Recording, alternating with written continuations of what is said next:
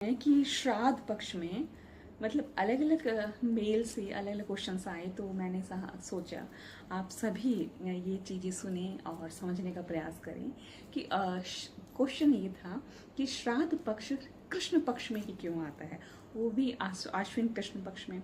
तो उसके लिए ये कहा गया है कि ये आप मनुस्मृति जब देखेंगे तो मनुस्मृति में स्पष्ट लिखा गया है कि जो हमारा मनुष्यों का एक महीना होता है वो आपके पितर देवताओं का एक दिन होता है। और एक महीने में हमारी भारतीय संस्कृति में दो पक्ष होते हैं, एक शुक्ल पक्ष है, एक कृष्ण पक्ष है।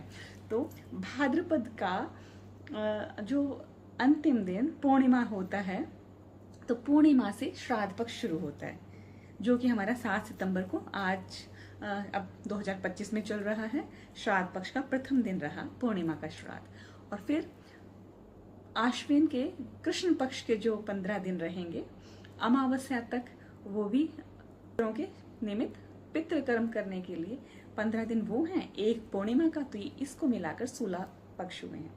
और क्या ये भी कहा गया है साथ में कि पितरों का जो एक पक्ष होता है वो उनके लिए तो एक दिन है, और रात्रि कौन सी है, जो शुक्ल पक्ष की रहेगी वो उनकी रात्रि है, सोने का समय।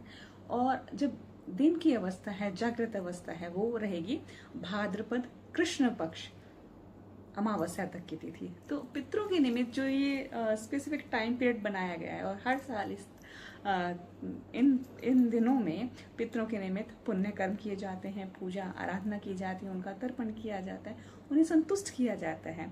वो सब की सब आपकी रक्षा के लिए, आपकी सुरक्षा के लिए और आपकी सफलता के लिए, आपको विशेष आशीर्वाद देने के लिए यथास्थिति अपना पूर्ण रूप से आपका सहयोग करते हैं।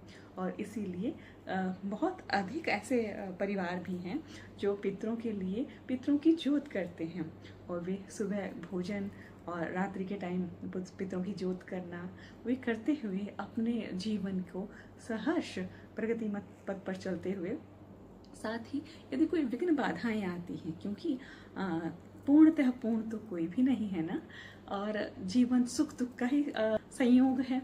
जब तक संघर्ष है तब तक जीवन है, और जब तक जीवन है तब तक ही संघर्ष है।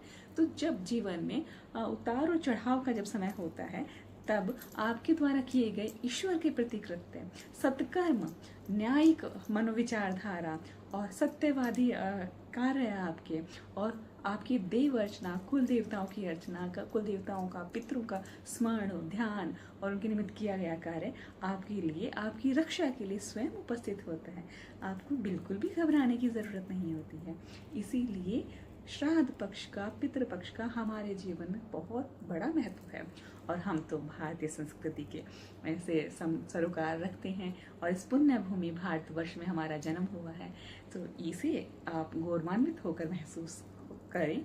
और इस कर्म में यदि करते हैं तो बहुत ही अच्छा है, और आप इसमें ईश्वर के प्रति अपने कुल देवता इष्ट की प्रार्थना करते हुए और पितरों के निमित्त कार्य करना प्रारंभ करें। यदि आपके जीवन में कोई बाधाएं हैं भी, तो उससे भी आपको मुक्ति मिलना शुरू हो जाएगी, और पॉजिटिव रिजल्ट आप खुद ही मुझे बताएंगे कुछ दिन बाद।